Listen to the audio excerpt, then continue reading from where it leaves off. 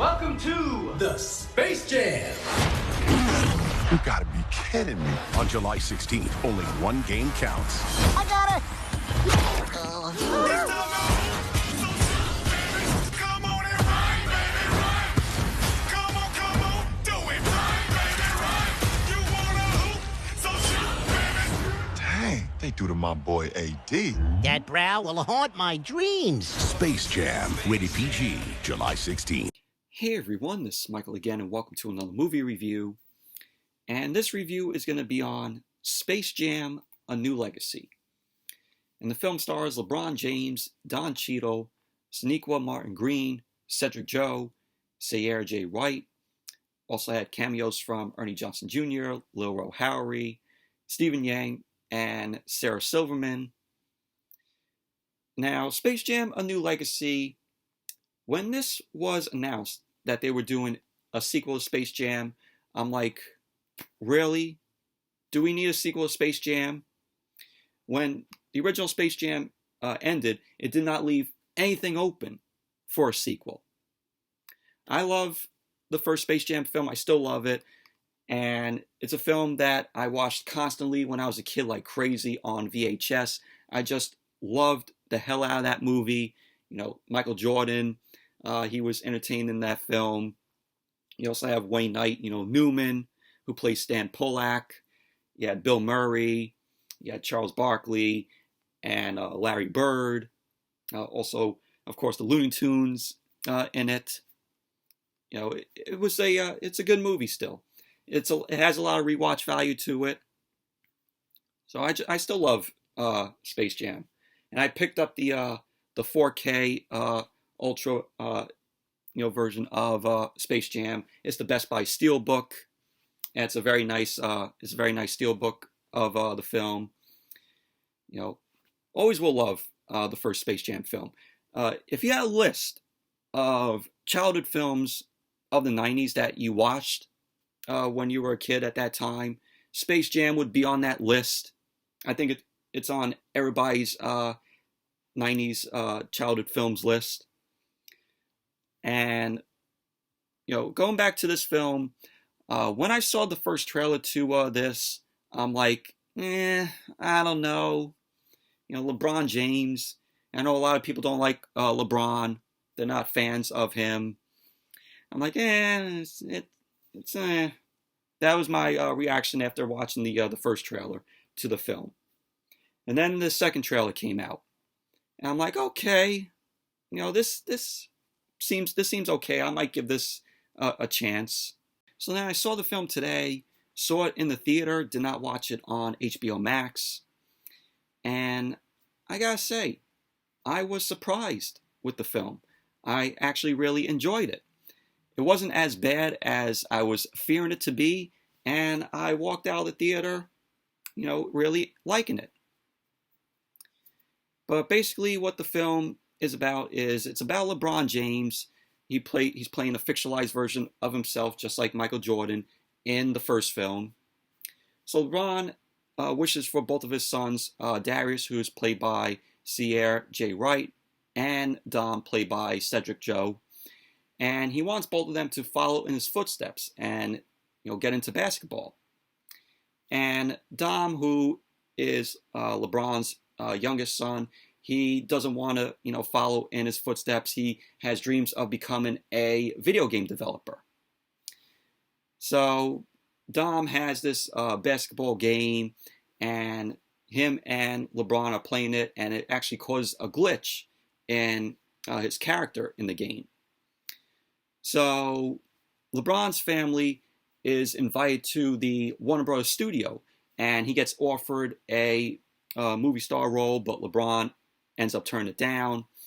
And Dom shows some interest in the studio software, because there's a software in the Warner Bros. Studio called the Warner 3000.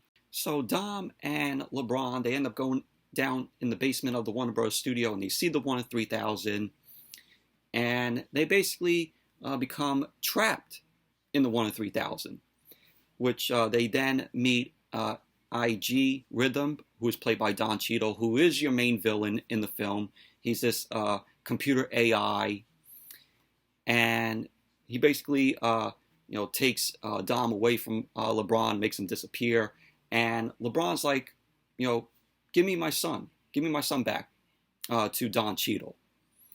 And Don Cheadle's like, oh, in order for you to get your son back, you must play me in a game of basketball. And if LeBron wins the game, he gets back his son Dom. But if Don Cheadle won, then LeBron and Dom would basically become trapped forever in the 1 in 3,000. So LeBron ends up going into Toon World, which Don Cheadle ends up sending him to. And I like how the way that LeBron was sent to the Toon World, like flying up in the like in the space in the 1 in 3,000, and you see all these Warner Brothers properties, like you see like the Matrix, you see the Harry Potter world, all like that though. But when he gets to Toon World, he meets Bugs Bunny. He's in cartoon form. LeBron's in cartoon form when he meets Bugs Bunny. So him and Bugs, they end up traveling to the different worlds based on the Warner Brothers properties. So they end up going to the DC Comics world, the Harry Potter world, Game of Thrones, and they look to recruit the rest of the Looney Tunes, Daffy Duck, Porky Pig, Sylvester, Tweety, the grandma, and also Lola Bunny. So, and basically, that's what the plot to the film is about. And you have, the Toon Squad, and you also have Don Cheadle's characters team called the Goon Squad. So, but basically, that's what the plot to the film is about, though. But you do have some commercialism in the film, like you see like the Nike logo show up, and you also basically have them advertising all the Warner Brothers properties, and you see basically when they get to the basketball game, the Warner Brothers properties are there. Like you see like Hanna-Barbera characters. You also see like the Animaniacs, also King Kong, and you see all these characters from, like I said, the Warner Brothers properties. So it's basically advertising, all the other Warner Brothers properties. So, but that's basically, what you get in the film. But the film is a fun ride. LeBron James, though he did fine. He doesn't top, of course, Michael Jordan in the first film. Of course, this film is not as good as the first film, in my opinion. But LeBron James did fine, even though I know a lot of people don't like LeBron. Don Cheadle, thought he played a decent villain here. I like Don Cheadle. He's a good actor. You have Sonequa Martin-Green, who plays LeBron's wife, a fictionalized version of his wife. And I'm like, oh, Sonequa Martin-Green. She was Sasha Williams from The Walking Dead. So it was good to see her in the film. I thought Cedric Joe as Dom, thought he was pretty fine in the film. Plays, the younger version of LeBron's son, fictionalized version of him. So, Sonequa Martin-Green, like I said, playing the fictionalized version of LeBron's wife of Savannah James. Dom is a fictionalized version of Bryce James. And Sayara J. White plays Darius, who is LeBron's oldest son. Played a fictionalized version of LeBron, Bronny James Jr. And then you have, of course, LeBron's daughter, played by Harper Lee Alexandra, fictionalized version of Zuri James, LeBron's daughter. And you also have cameos in the film, like you have Stephen Yang and Sarah Silverman. Stephen Yang, we all know from The Walking Dead. He played Glenn, who was a fan favorite character in The Walking Dead series. And both of them, Stephen Yang and Sarah Silverman, they end up having cameos as Warner Brothers executives who try to offer LeBron a movie role. You also have Ernie Johnson Jr. and Lil Rel Howery, they end up appearing as commentators for the basketball game between the Goon Squad and the Toon Squad. So it's good to see Lil Rel Howery in here. And we also saw Michael B. Jordan. Michael B. Jordan also has a small cameo here. So Michael B. Jordan, I like him as an actor. And it was cool seeing all the, the Looney Tunes, back. Bugs Bunny, Daffy Duck, Porky Pig, Foghorn Leghorn, Elmer Fudd. We have Marvin the Martian, Tweety, Speedy Gonzales, which I did not notice that Speedy Gonzales here was voiced by Gabriel Iglesias. Fluffy.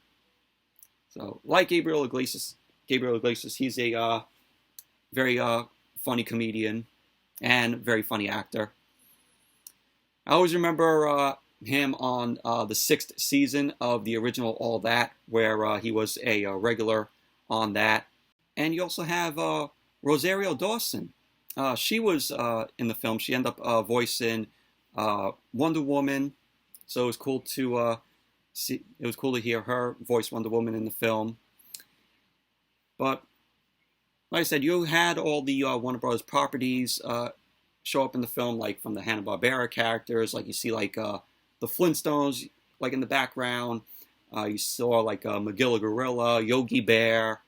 It was cool seeing all those characters, here, and a bunch of other, characters like I said, King Kong. Now the soundtrack for this film, I thought it wasn't that good, in my opinion.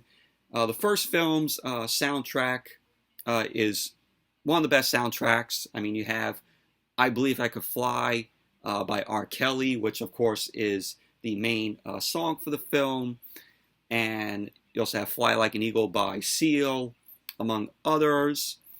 And just the first film has a great soundtrack. Surprisingly, I never owned it. Would like to get the soundtrack at some point down the line. But the first film always will have the best soundtrack. The soundtrack for this film, I can't think of one song that's memorable that came out of this film.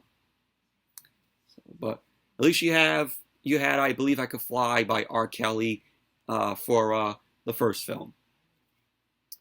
So, but just wanted to touch up on the soundtrack. So, but Space Jam: A New Legacy, it's a fun film. I was surprised with it, and I think you all will enjoy it. I know it's getting trashed by the critics. I think they just want to trash the film just to hate it because they hate LeBron. They're not a fan of LeBron. So, but it is a enjoyable, fun movie. So it's definitely worth the watch, in my opinion. And if you liked the first Space Jam, you would give this one a watch. So, but anyways, that's it for my review of Space Jam: A New Legacy. Thank you all for watching. Hope you all enjoyed this review. Definitely give the video a thumbs up, comment, subscribe, and I will see you all later tonight for the SmackDown review. And finally, fans are back in attendance tonight, so should be a decent show, hopefully. And with the fans coming back, they could bring energy to the show. So we'll see what happens. So until then, see you all later tonight with the SmackDown review.